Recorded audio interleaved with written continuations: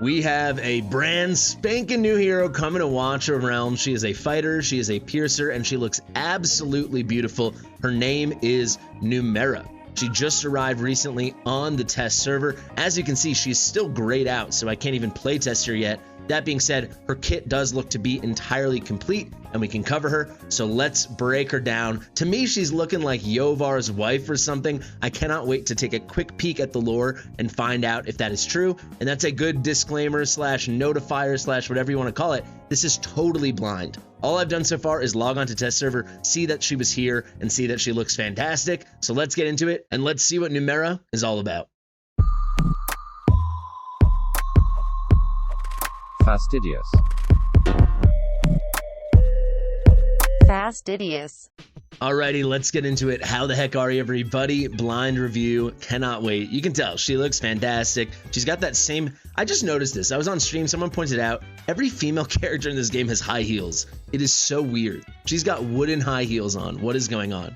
But really cool. She's got floating daggers around her. Looks like there are 6 of them. She's holding one as well. You know, Iovar has his 12 blades. So to me, she feels like very much a female Iovar. Let's head over to the story. I'm going to go very fast, just seeing if I see the word Iovar pop up. I'm not seeing it yet. You guys let me know if you spot it.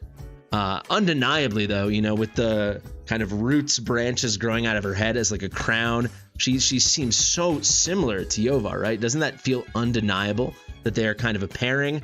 I don't think they have any kind of bond skill. You see, Iovar, for him, it's like kind of like 2 big branches with some thorns and leaves, whereas for her, it's more wooden, I guess. But I mean, it's undeniable that they match so much. I don't see any bond skill here or anything. Maybe they could still add it. This reeks of the necessity for a bond skill. Let me know what you guys think in the comments. Also, while I have your attention, let me know if you think I should shave. I was about to shave before filming this, and I decided against it. I still might shave tomorrow, so when this comes out, you'll have a few hours to let me know. Should I shave? I'm thinking of going full clean shaven. Enough about me. Let's talk about Numera. She's a fighter, magic DPS. So it looks like here you can see she has the 3x2 rectangle with 1 extra tile on top. Looks like, I'm assuming with full promotion, yes, that becomes just like the Arrogance, Absen, Zealatu range, Helga. So she will be similar to Zealatu and Helga with that kind of range and dealing magic DPS.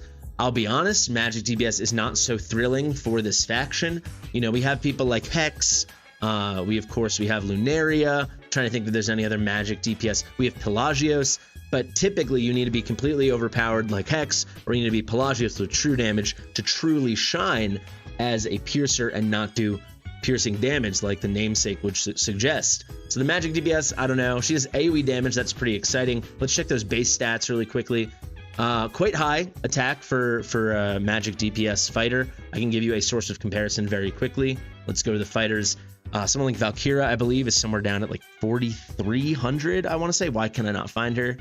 Somewhere fairly low. She does have attack ramping in her kit. 4,270. Helga is fairly high. I think she's at like 48 or 49. There's so many heroes in this game, right? Now it's like not as easy to find everybody. So she's like 8 away from 5K. That's kind of the gold standard. I believe Zealatu is somewhere in like that 4.5, 4.6 range. Let's see. Zealatu is coming in at 46.36. So she's right in the mix, but nothing game breaking in terms of the base attack. 48.21 on the higher end for a magic DPS fighter. So let's see, it's going to be 2.6 second interval. I could have told you that without even looking. It's the same as all these kind of fighters. They're all 2.6, with Arrogance kind of being the sole exception. But basically, if someone has this range, it's 2.6. Cost at 18, that's also very much the standard, exactly the same as, you know, someone like Zealatu or Arrogance or Absen. There are archetypes in this game, right? Absolutely, so she's fulfilling that. Everything here is looking pretty normal. The rage regen based on attack is slightly low at 8. The auto is normal at 14. You'd love to see this at like 10. This just is how much rage she's able to create towards using her ultimate on her basic attacks, and this is what rage regen percentage scales off of. So when you have rage regen percentage, this will go higher, the rage regen basic attack and rage regen attack. So how much rage you do on your basic attacks and when you are attacked. This does make me think maybe during her ultimate it counts as basic attacks. That doesn't always lead to more rage generation, but perhaps for her it will. She also does have AoE, so that's quite nice. Yeah, let's get into the kit. I guess we will begin with this talent. When hitting an enemy with basic attacks, gains 1 Grimthorn Spike. So what is that? A spike blessed by the elm can be launched at enemies by activating the ult. So clearly it's these dagger blades behind her, right? So looks visually that she can have up to 7. She's holding 1 and she does 6 behind her. Again, so shockingly similar to Iovar, right? I don't know how he is not mentioned. You can see he has his 1, 2, 3, 4, 5, 6, 7, 8, 9, 10, 11, 12 swords behind him on top of his big bow. And then he does have, the maximum of the 12 flying swords. So clearly a parallel there. Or maybe they just had the visual assets and then tweaked it to make Iovar a woman. Who freaking knows? Looks very cool though. So she generates these these spikes, excuse me. Any basic attack is going to be 1, but you max out at 4. So even though visually we're very much seeing 6 and then she's holding 1, she maxes out at 4. Maybe that can kind of change. So it's a blessed spike gained from this effect at the same time. Interesting. Does that mean there can be at most 4 Grimthorn spikes gained from this effect at the same time? I think maybe that's actually, I'm reading it different, because she does do AoE, right? So maybe if she does an AoE, she can, if she hits 4 different people, that can be 4 different, instances of Grimthor spike generation. That's how I'm going to choose to read that. When she already has 4 spikes, triggers talent and restores 50 rage instead. She has 4 Grimthor spikes, triggering talent restores 50 rage instead. Okay, got it. So she hits that. The phrasings are always weird in this game. She hits her cap of 4, or at least the cap through the talent. After that, she can't go higher than 4. But every single instance of dealing basic attack is going to generate 50 rage. So that can kind of explain the slightly low rage regen basic attack, because no, it's not 80. Now you get another 50. This obviously won't scale with rage regen percentage. But let's see. With a low cost, she'll be like an ult machine. Absolutely. So just like Iovar, she will be a crazy ult machine gun. She's going to be ulting all the time. That is crazy. You will not need an Eloin or a Hollow or a Laurel kind of pick up, put down kind of strategy to get her going. Wow, that's pretty exciting. I mean, if you can get these 4 things going, every single basic attack is going to be a 50 rage boost on that ultimate. Pretty nuts. Honestly, that is legitimately nuts. That's not even to mention any other sources of rage regeneration, like a Hollow, a Laurel, a Eloin, or just her rage regen auto, how much rage she automatically generates per second. So for her, it's going to be 14 per second, which is the high end of normal. Okay, these Grimthorn spikes, I hope they do a lot of damage. Let's get into it. So her basic, single target on the basic, even though she's an AoE damage dealer, so I guess the big AoE is going to come from the rest of the kit. Maybe there's a passive that soups up this basic. Certainly I envision there's going to be a big AoE using these spikes on the ultimate. She deals 100% damage to 1 enemy 1 time. Yeah, cool. All right, goes up to 120, very standard. Let's do the ultimate now. Immediately gains 2 extra Grimthorn spikes and rapidly launches all Grimthorn spikes to random enemies in range after charging for a short period. Each spike deals 180% damage. This damage can go up another 100, so 280%. And this is the crazy part. The cost can go down to 400. So if you build her with any semblance of attack speed, if there's any ever multiple units, she can max out at 4 Grimthorn spikes from her talent. Then she gets 2 more from her ultimate, so that's where the 6 come from. I guess the one in her hand is just for show. And then she has those 6. She gets this nice filled out range. Again, very typical of this basic range, just like a Zeala 2 or an Arrogance, something like that. It becomes that 3x4 rectangle, and she fires them off. So different than Iovar in that they don't all have multiple instances, but they do hit harder at base, 280% each. Magic damage, it's going to be 6 instances of damage as long as you're maxing it out every time, which feels like it will be pretty easy because this is only 400 skill costs. You have a little bit of time, but you could be cycling this like insane when you're doing that talent restoration. This 50 rage thing has clearly very much caught my eye. These multipliers are not mind-blowing. They're really good. I think for like single target stuff, she actually seems like she's going to be much better, right? So if we have 280, oh my God, can I do math? So if we do 280, let's say it was 300, then 6 instances will be 1800 damage, right? Is that right? Yes, 1800 damage.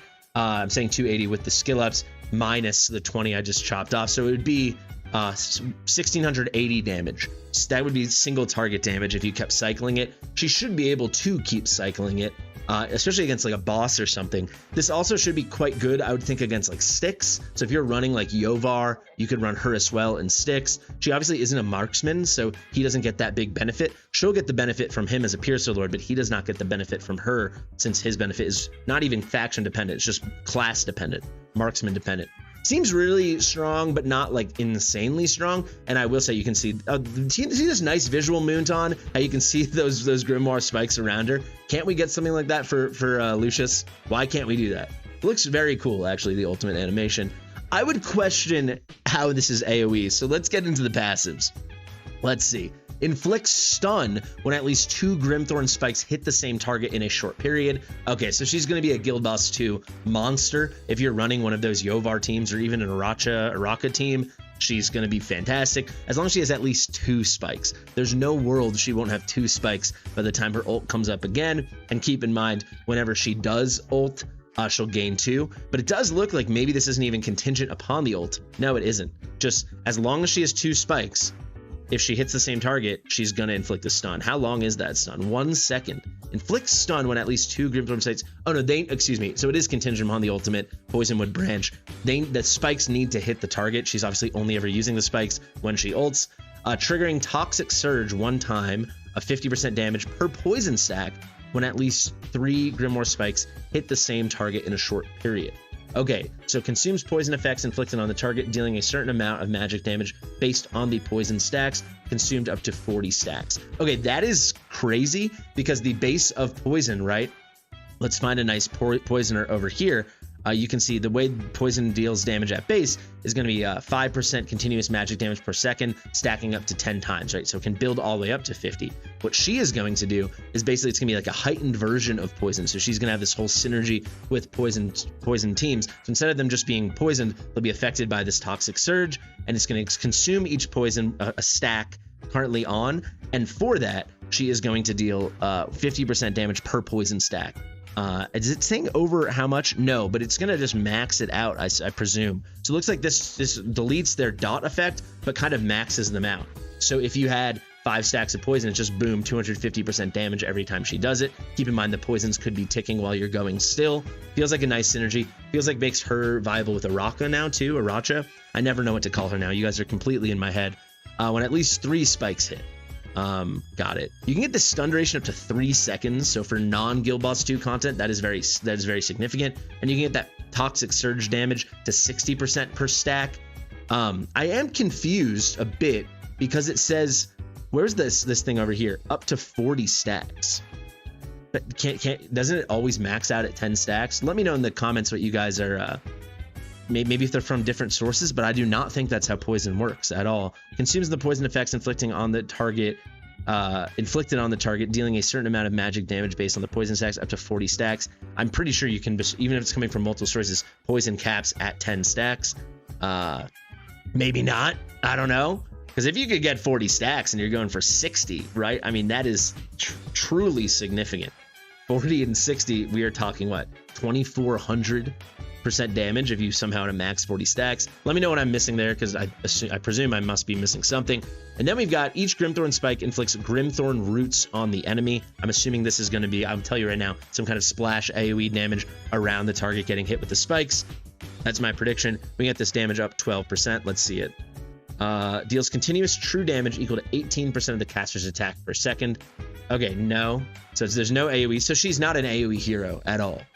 She has burst the way Iovar does, so it can kind of feel like AoE. But again, unless I'm missing something, there's not a single piece of AoE in this entire kit. Deals continuous true damage. We love true damage to 18% of the caster's attack per second. Stacks up to 6 times. Very interesting. And it's going to be 6 seconds that this happens. That's really significant. This damage can go up to 30% of her attack. So 30% true damage based on her attack. So ignoring all defense and resistances. Again, I think she's going to be very good for Guild Boss 2. True damage now. So she's going to be really good for the first phase with the Death Saw. With her stuns, obviously, she'll be an amazing source of stuns. And now she's going to be quite dang good for some true damage on the next phase, the Aegis mode, Aegis Shield phase. So this is... It's not AoE, but it's definitely good. Let's head on to those awakenings now before we wrap up.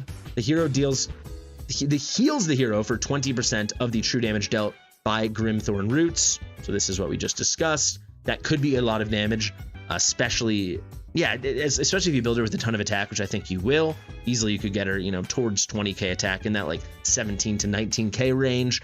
These could be very significant heals when you get it lasting for 6 seconds when you do all 6 instances of the spikes. It's a nice thing. Lots of sustain there, plus 300 base attack. So this would take her, what, up and over 5,000, right? This would take her to 51 something. Yeah, so take her to 5121, quite strong. So that would put her like very close to like Alistair Praetus. I know those are mages, but those guys are in like the 5100 range to give you a source of comparison. Now the Awaken 3 during the ultimate increases the damage by 25% dealt by Grimthorn's Spike, and it's guaranteed to be crits. No, so just during the ultimate, her damage is increased by 25%, which is, yeah, the spikes and all that stuff. But now the spike damage is guaranteed to be critical. This is where all her damage is going to be coming from. This one's enormous, I would say, for anyone early, mid, or even late game. You can ignore crit all the way, because this is where all her real damage is going to come from. Everything else is based on attack, and then certainly with the roots, it's true damage, so that cannot crit. So this is supremely strong. I think later on, it's not going to feel as strong, but sure, maybe later on you have an amazing build and you can feel comfortable building her with 92% crit, because when it counts, it's always going to crit anyway. She's going to be ulting like all the time, as we have discussed. I think the key thing for people towards the end game is just going to be the 1.25x multiplier, the 25% more damage during the ultimate. Let's go to the A4 now. She's got penetration, so everything she does will ignore an extra 8% of the magic resistances, since she's dealing magic damage. The equivalent for a physical or a piercing damage hero would be 8% of the defense, so just knock an 8% off of that. And now the A5 ignores 30% magic res when attacking enemies inflicted with Grimthorn roots. That's a ton, right? So for her, this is another penetration, because she's only doing magic damage, and the true damage already was ignoring everything. So this would be 38% when you can combine it with this. The interesting thing here is it's when attacking enemies inflicted with Grimthorn roots, these take effect for 6 seconds, right? We saw that over here. So she'll have 6 seconds to hopefully hit the ult again while roots are still present. That feels near impossible, maybe not without extra sources of rage regeneration, but certainly once you have these placed, all the basic attacks will start slapping a lot harder. Very strong A5. All in all, extremely unique. Without a doubt, I think she'll be excellent for Guild Boss 2. She's a very strong hero just in general, so she will help you with a lot of content. The kit feels a little bizarre because of all this magic damage, the touch of true damage. We want to see piercing damage, so she's working for, you know, piercing content. She's a fighter, so you can never use her in Furious Torrent. There's no deploy there. But like Gear Aid 3, she'll be like nothing compared to Arrogance. For the higher levels, she should still be viable. I shouldn't say nothing, because she has the true damage. There's some viability. They never say in her kit that she can hit airborne units. They never do. I'd be shocked if she cannot. I truly would. Let me know what you guys think about that. I think she's going to be a very strong hero. She's a very fun hero. She is someone who I'm not convinced. Just so you know, Destin leaked it. You can go check out his video. Looks like she'll be on a banner within like a month with her and Valeria. If you don't have Valeria, you should be going for that banner anyway. She seems like a great second option as well. TBD if she's even better than Valeria. We'll have to play test her. The kit is, to me, slightly confused, but undeniably quite powerful, which is nice to see. You don't want to see all the new heroes just kind of being meh. We want people getting excited to pull for things aside from ancient summons and completely broken OP game changer Ingrid kind of heroes, right? She seems really good. I don't know if I would seek this banner out for my account personally, just for where it's at. It does feel like an amazing prize. You know, there's a constant like weighing out where you should use your summons, right? That's why I do my should use summon videos. And we know in the nearish future, or we hope in the nearest future, Lust is coming. Worst case, she's coming in February. We know for a fact within probably from this video 1 week seems likely. Worst case feels like 2 weeks. We're getting a 2x by 15x with Trusk, and then for me, very important, Pharisee, and then also Salazar. So that's something that for my account would be more appealing, just filling out all my summons. But she's undeniably super cool, seems very powerful. I'm interested to see where she becomes really useful. She'll be really nice also in like Gear Aid 1, Gear Aid 4. The range on this, I could see her in Gear Aid 4 doing the job of Valkyra and Thalon. She wouldn't fully be able to reach, but she could if this is as powerful as it could be, she'll just unleash. I can't talk today. She'll unleash those spikes. It's a TBD. Maybe if you got some slows in there, she'd be able to do it fast enough. Certainly up to a point she will work. I can't imagine she'd be as good as those other two, but does feel like another possible option. Feels like she could also be quite good in like single target arena. This is really throwing me off, calling it AoE damage. Let me know what you guys think about that. That's kind of how I want to end it. I don't see one single thing here that is AoE, just because this is a burst, a 6 target burst. Ain't nothing AoE about it. Alrighty guys, I have been Fastidious. If you like my stuff, like it, hit that notification bell, share with your mother, and I'll see you real soon. Bye.